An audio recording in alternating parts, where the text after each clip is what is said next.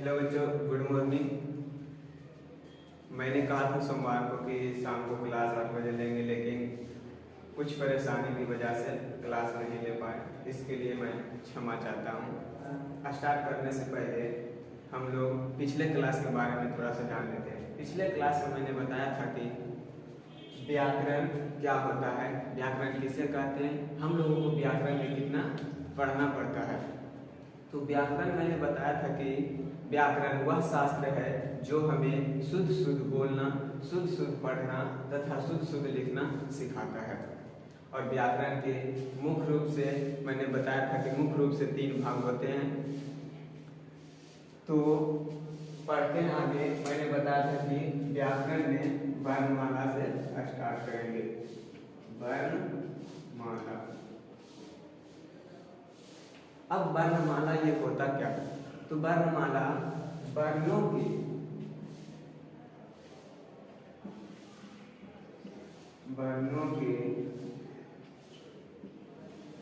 क्रमबद्ध समूह को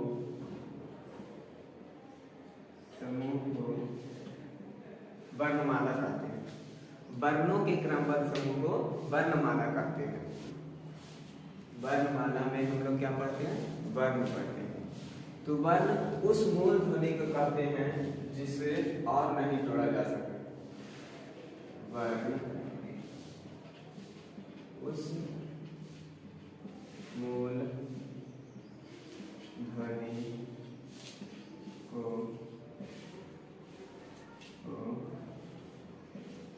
कहते हैं जिसे 2 भागों में नहीं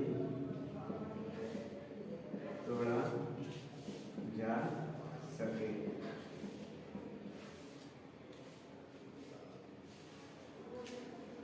वर्णमाला, इसमें तो वर्णमाला को परिभाषा क्या? वर्णों के क्रमबद्ध समूह को वर्णमाला कहते हैं। और वर्णमाला में हम लोग क्या पढ़ते हैं? वर्ण। वर्ण उस मूल ध्वनि को कहते हैं जिसे 2 भागों में नहीं तोड़ा जा सके।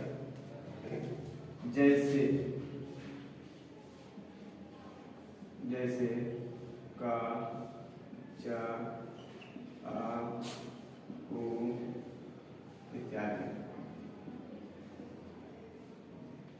इसे हम और 2 भागों में तोड़ नहीं सकते।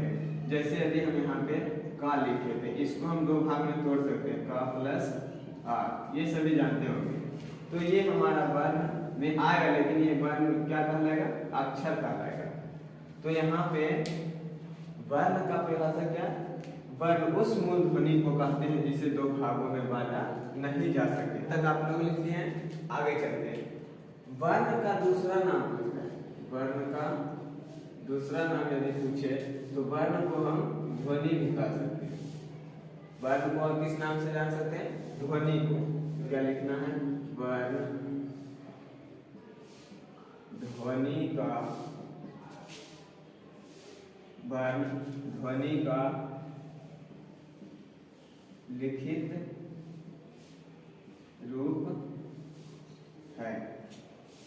और यदि ध्वनि के बारे में बात किया जाए तो लिखना है ध्वनि वर्ण का मौखिक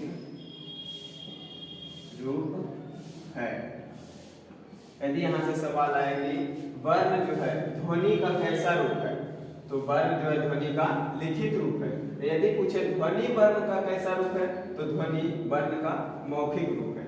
अब वर्ण ये जो हम लिखे, जैसे यहाँ पे लिखे वर्ण आ, तो हम जो यहाँ पे लिखे, जो हमें दिखाई दे रहा है, उसे हम क्या कहेंगे? वर्ण कहेंगे। और ध्वनि जो लिखे हुए को हम सिर्फ सुन सकते या पढ़ सकते हैं, जैसे हम आ बोले तो हमारे मुख से जो निकलने वाली आवाज है वही क्या कहलाती है? ध्वनि। तो वर्ण किसे वर्ण क्या हुआ? वर्ण कैसा रूप है ध्वनि का? तो लिखित रूप है। और ध्वनि वर्ण का कैसा रूप है? तो मौखिक रूप है।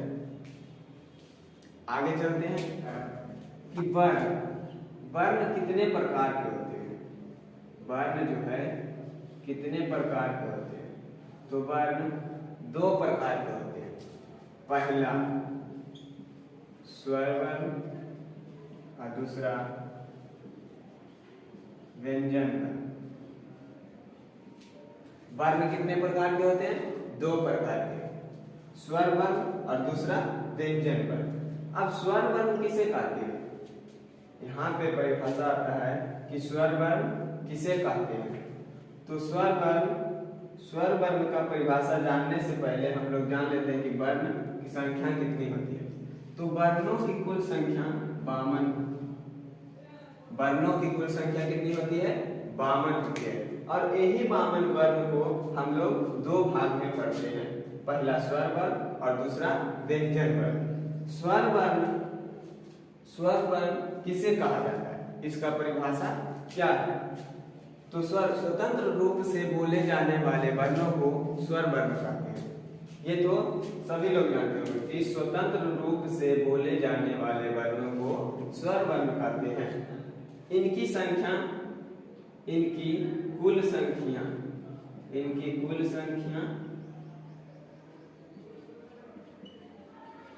संख्या 13 और ऐसे कितना होता है 11। थोड़ा सा इसको ऊपर लिखते हैं। तो वर्ण कितने प्रकार के होते हैं, दो प्रकार के। वर्णों की कुल संख्या कितनी होती है, 52 होती है। वर्णों की कुल संख्या 52 होती है और इसी 52 वर्ण को हम दो भाग में पढ़ते हैं, पहला स्वर वर्ण और दूसरा व्यंजन वर्ण। स्वर वर्ण किसे कहते हैं, अब यहाँ पे परिभाषा आता है कि स्वर वर्ण कहते हैं किसे। तो स्वर वर्ण स्वतंत्र रूप से बोले जाने वाले वर्णों को स्वर वर्ण कहते हैं। या तो हम कह सकते हैं कि जिन वर्णों के उच्चारण में हमें किसी दूसरे वर्ण की सहायता नहीं लेनी पड़ती है उसे स्वर वर्ण कहते हैं। तो यहाँ पे आप परिभाषा लिख सकते हैं कि जिन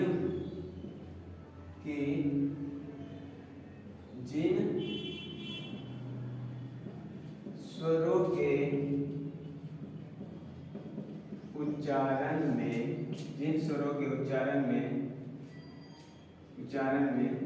हमें किसी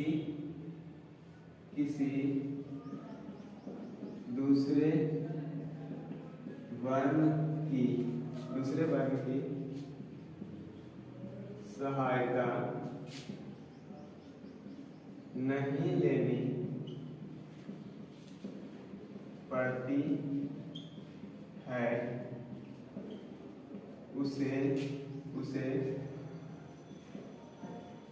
स्वर वर्ण कहते हैं।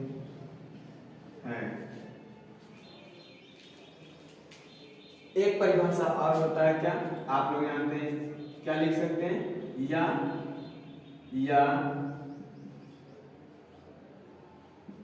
स्वतंत्र रूप से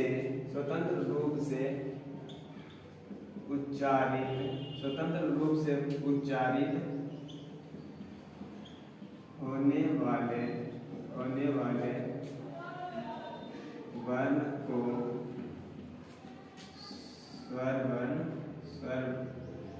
स्वर वर्ण कहते हैं। इसको आप देख सकते हैं। पहला परिभाषा क्या है, जिन स्वरों के उच्चारण में किसी दूसरे वर्ण की सहायता नहीं लेनी पड़ती है उसे क्या कहते हैं, स्वर वर्ण कहते हैं।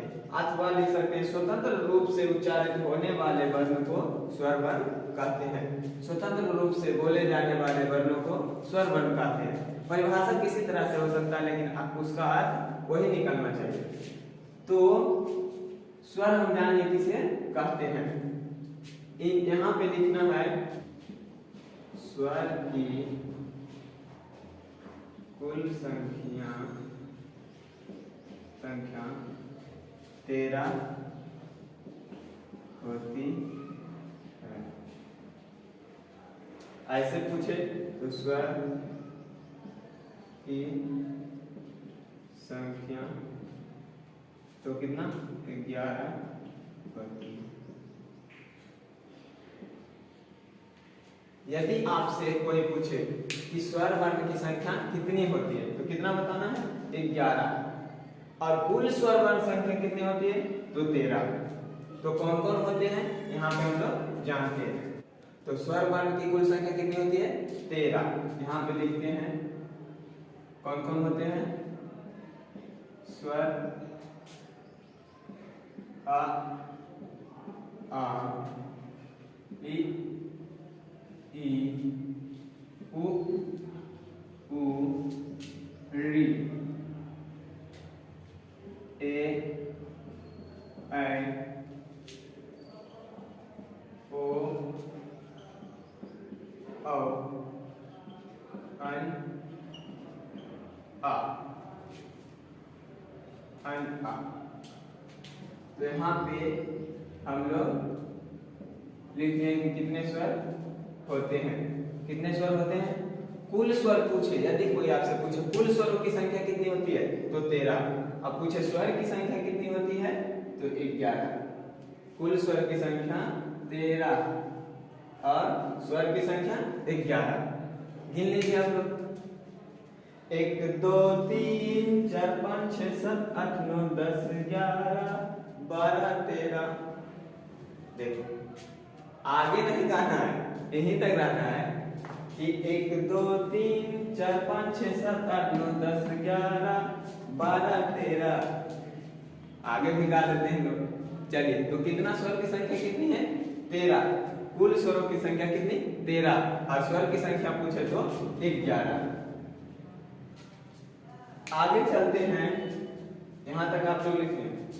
तो यहाँ पे स्वर को 11 ही क्यों रखा गया? ये अन और आह को अलग क्यों किया गया? तो अन और आह को अलग इसलिए किया गया कि व्यंजन का जब हम परिभाषा पढ़ते हैं तो व्यंजन का परिभाषा ये होता है कि जिन वर्णों के उच्चारण में हमें किसी दूसरे वर्ण की सहायता लेनी पड़ती है उसे क्या कहते हैं? व्यंजन वर्ण कहते हैं। तो व्यंजन लेते हैं क्या है? का। ये हमारा व्यंजन है, ये हलंत लगेगा तो इसमें व्यंजन वास्तविक रूप आएगा का व्यंजन है हमारा। और जब ये व्यंजन में हम किसी स्वर को मिलाते हैं तो इसका उच्चारण क्या होता है? का। तो ये क्या है? व्यंजन बन। तो यहाँ पे व्यंजन ये बना, किसका सहारा लेना पड़ा? स्वर का सहारा लेना पड़ा। तो स्वर का सहारा जिन वर्णों को स्वर की सहायता लेनी पड़ती है उसे क्या कहते हैं? व्यंजन वर्ण कहते हैं। तो ये यहाँ पे सही हुआ। अब चलते हैं यहाँ पे स्वर में इसको शामिल क्यों करें। देखो यदि हम यहाँ पे कण को अनुस्वर में मिलाते हैं, कण को अनुस्वर ले जाते हैं तो इसको उच्चारित कर देता है।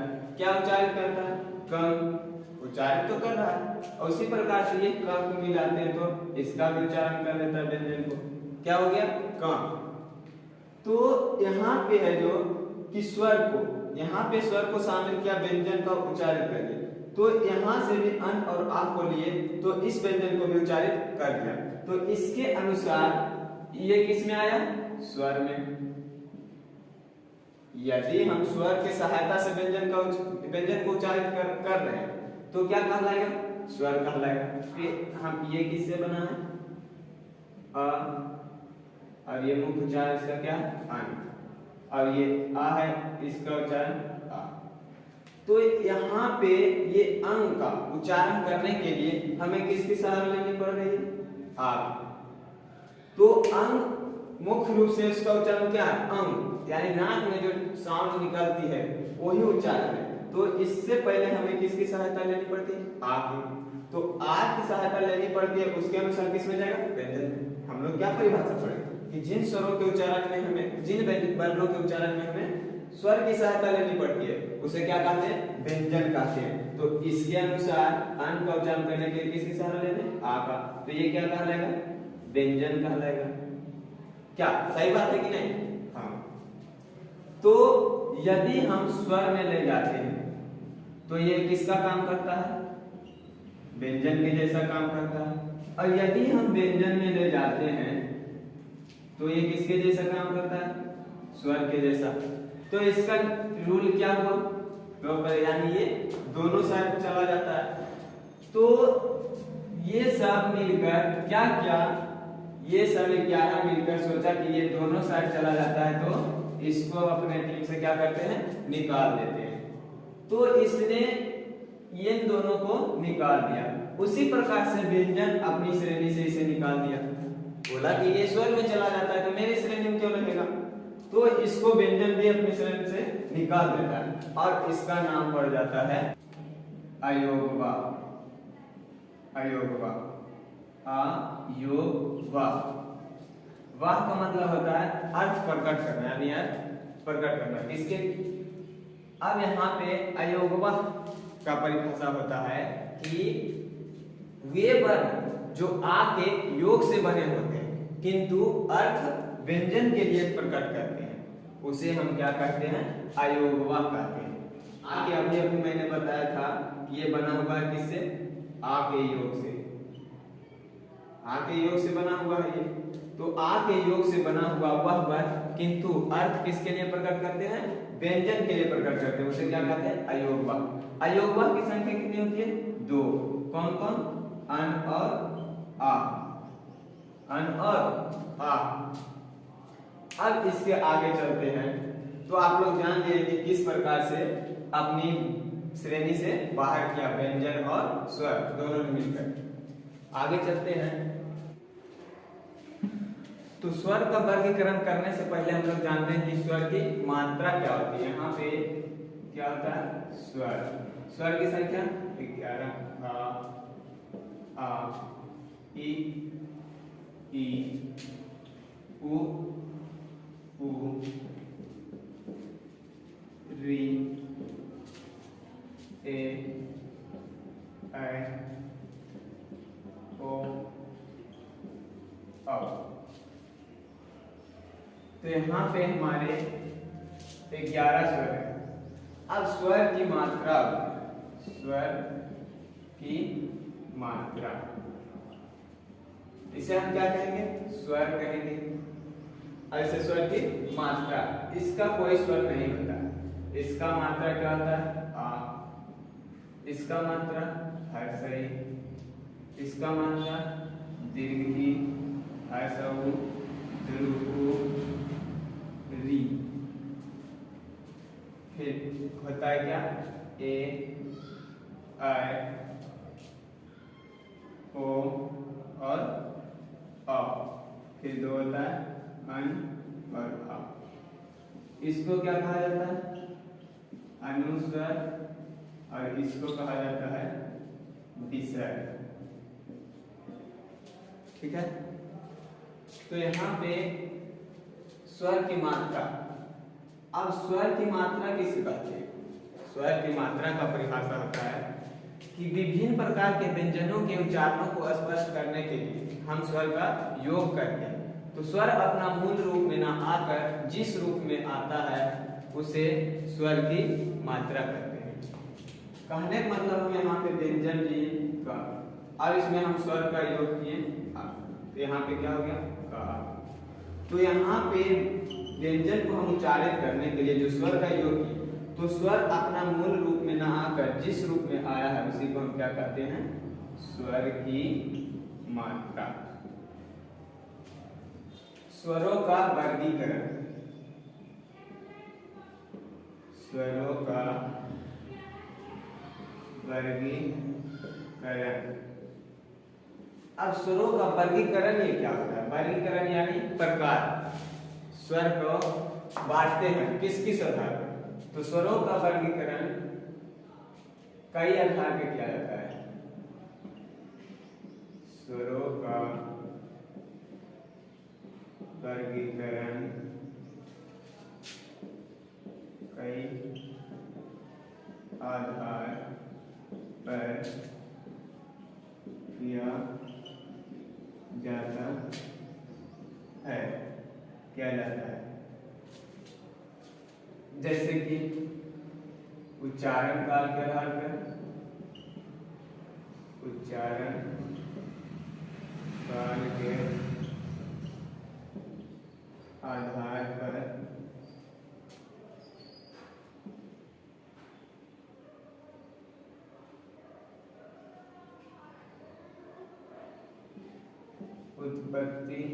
उत्पत्ति के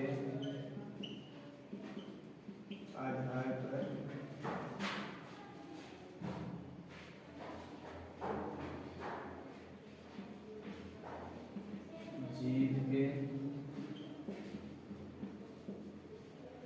प्रयोग के आधार पर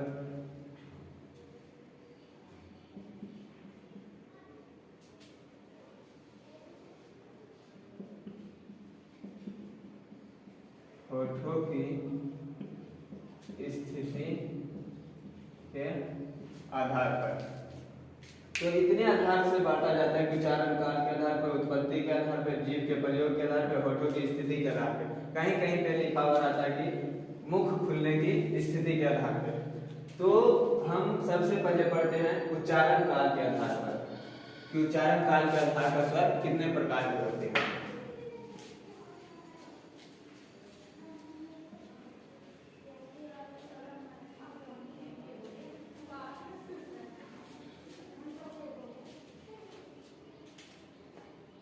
तो उच्चारण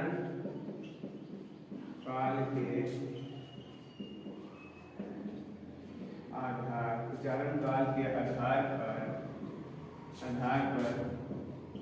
स्वर तीन प्रकार के होते हैं। उच्चारण काल के आधार पर स्वर तीन प्रकार के होते हैं।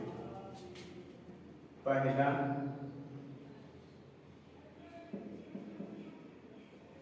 ह्रस्व स्वर,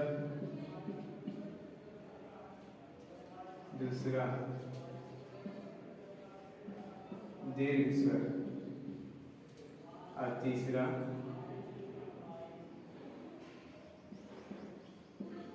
प्लुत स्वर। ऐसे मुख्य रूप से माना जाए तो उच्चारण काल के आधार पर स्वर दो ही प्रकार के होते हैं, ह्रस्व स्वर और दूसरा दीर्घ स्वर। कैसे होते हैं ये मैं अभी बताता हूँ। ह्रस्व स्वर को हम और किस नाम से जान सकते हैं? लघु स्वर कह सकते हैं या मूल स्वर कह सकते हैं।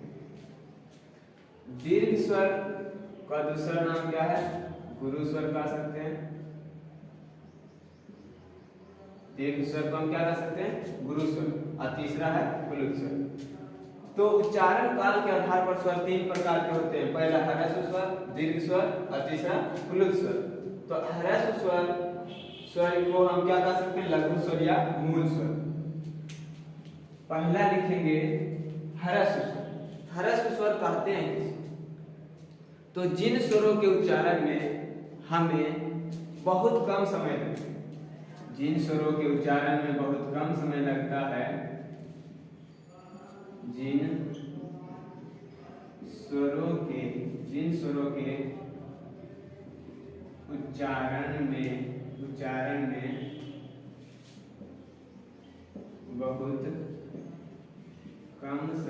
बहुत कम समय लगता है उसे लघु स्वर कहते हैं। इसकी संख्या 4 होती है। कौन कौन? आ, ई, उ और डी। ह्रस्व स्वर या लघु स्वर या मूल स्वर किसे कहते हैं? जिन स्वरों के उच्चारण में बहुत कम समय लगता है उसे लघु स्वर, या तो हम लघु स्वर या हम ह्रस्व स्वर कह सकते हैं। इसकी कुल संख्या कितनी होती है? 4 होती है। कौन कौन? आ, ई, उ, री।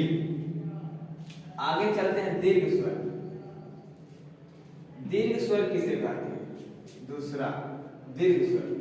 तो जिन स्वरों के उच्चारण में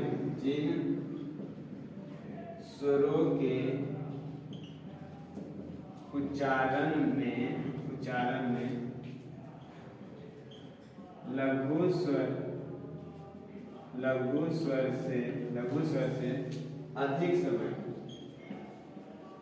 अधिक समय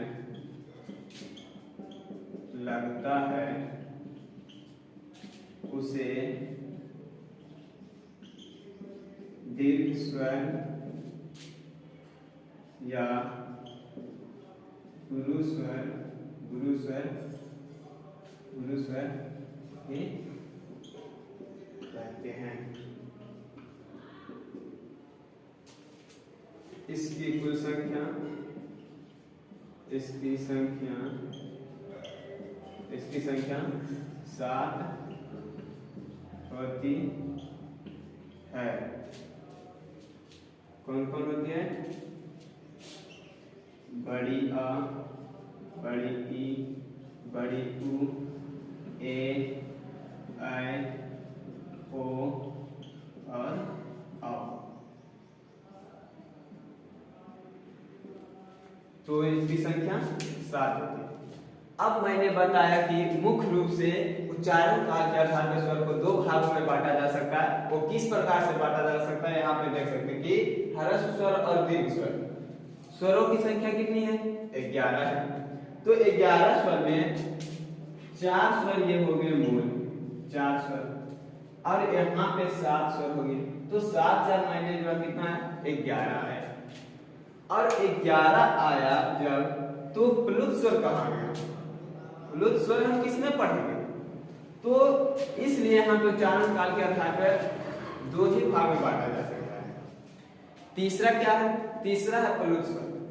तो इसका परिभाषा है कि जिन स्वरों के उच्चारण में लघु स्वर तथा दीर्घ स्वर से भी अधिक समय लगता हो उसे क्या कहेंगे? प्लुत स्वर कहेंगे। तो जिन स्वरों के उच्चारण में, जिन स्वरों के उच्चारण में लघु तथा दीर्घ स्वर से भी अधिक समय लगता हो उसे प्लुत स्वर कहते हैं। जैसे में दिया हुआ रहता है क्या?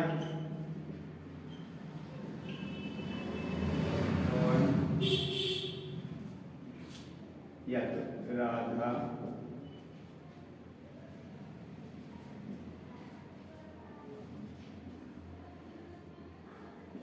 राधा, धीरज,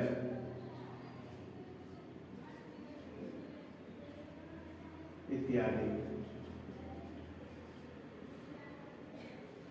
तो यहाँ पे आप लोग समझ सकते हैं कि यदि हमने 4 इसमें पढ़ लिया और 7 इसमें, टोटल कितना हो गया?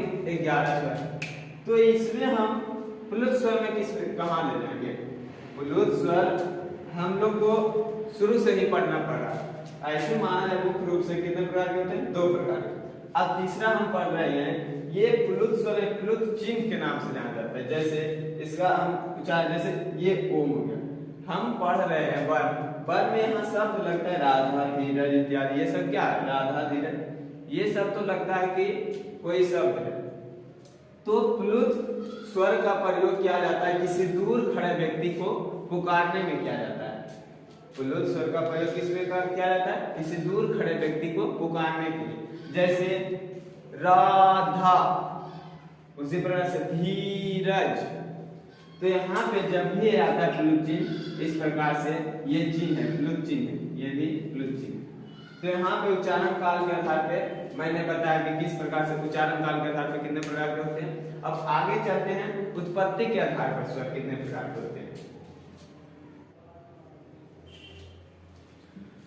तो उत्पत्ति के आधार पर स्वर कितने प्रकार के होते हैं, उससे पहले हम लोग जान लेते हैं कि मात्रा के आधार पर, मात्रा के आधार पर, मात्रा के आधार पर, मात्रा के आधार पर स्वर कितने प्रकार के होते हैं। तो मात्रा के आधार पर स्वर 2 प्रकार के होते हैं। कौन कौन?